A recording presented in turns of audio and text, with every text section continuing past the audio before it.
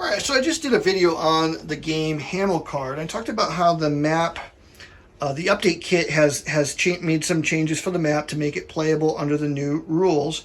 But make sure you check that video out because there are some things about the update kit you may want to consider before you make any purchase. But what I want to talk about in this game, or in this video, is how the game handles combat situations.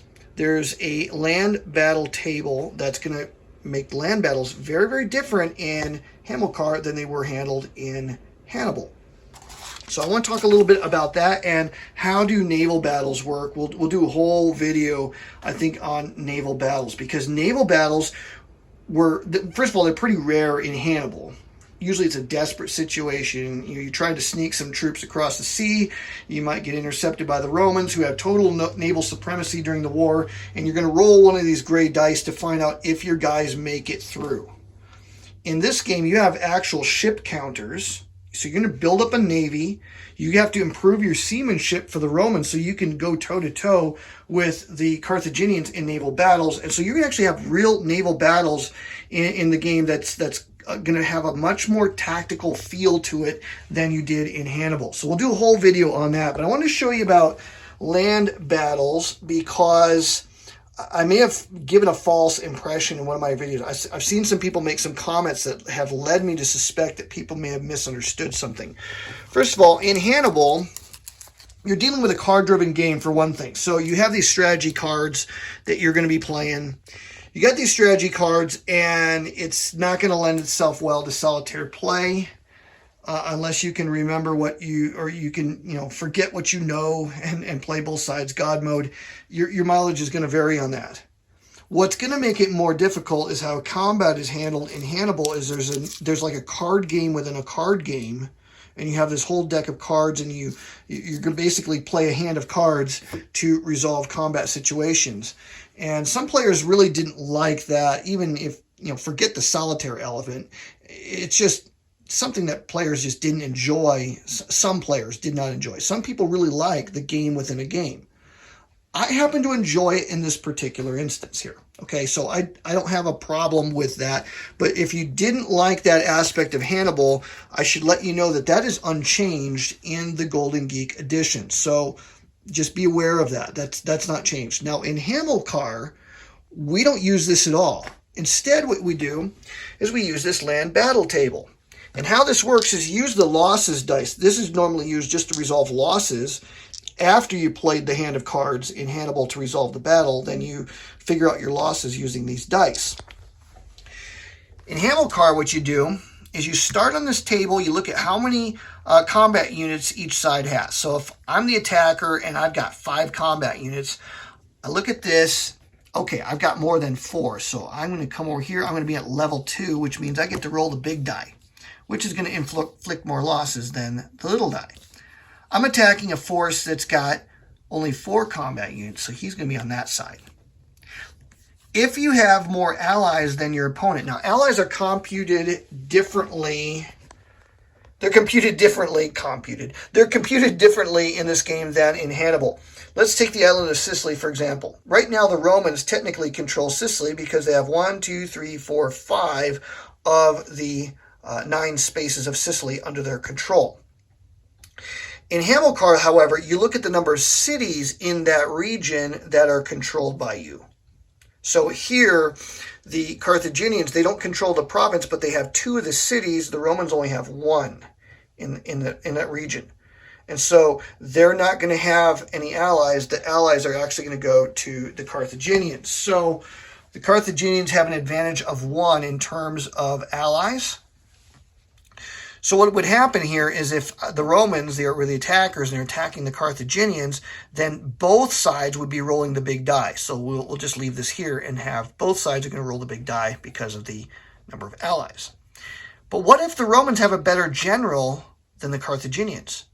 Well, now they have a choice. They could either use both dice, they could go up a column and roll both dice, and the defenders are going to only roll the big one.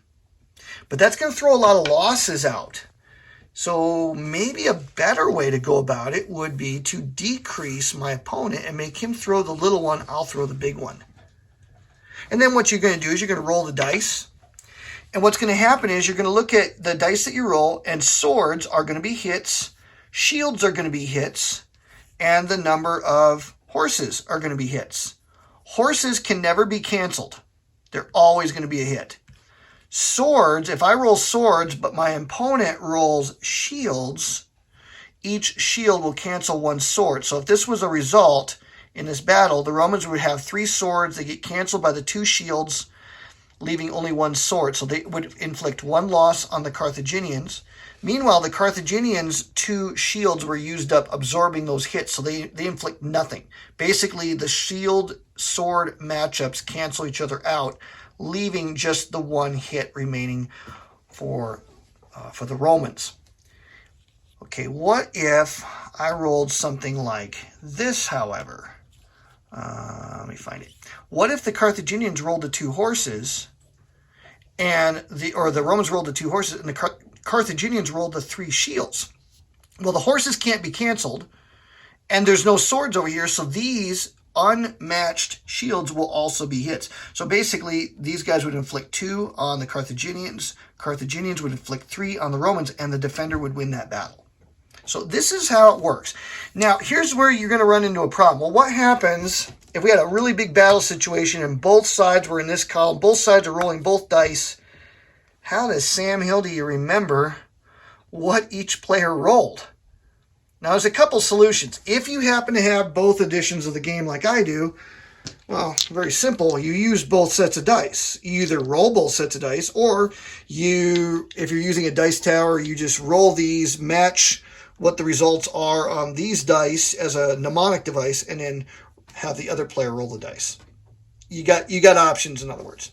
If you don't have both editions and you don't have the extra dice, maybe you take a picture with your smartphone, I don't know. But your mileage is going to vary with that as well. So that's the only issue I'm finding with this particular new mechanic. It's kind of cool. I like how it's working.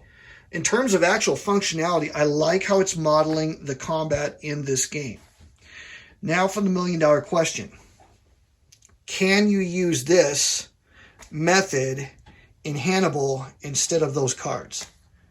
You know what? I don't know the answer to that, but I think I'm going to try it because I think there's a cool idea here, and I think it might be a way to make the combat system a little bit more fluid in Hannibal.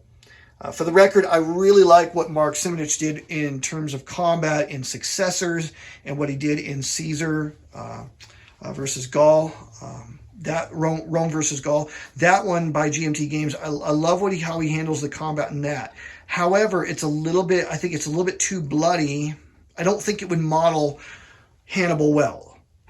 But this thing here, it just might. It works in Hamilcar.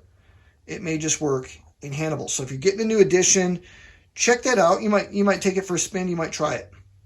So that's how land combat works, and just understand what you're getting in the new Hannibal and Hamilcar from Phalanx Games.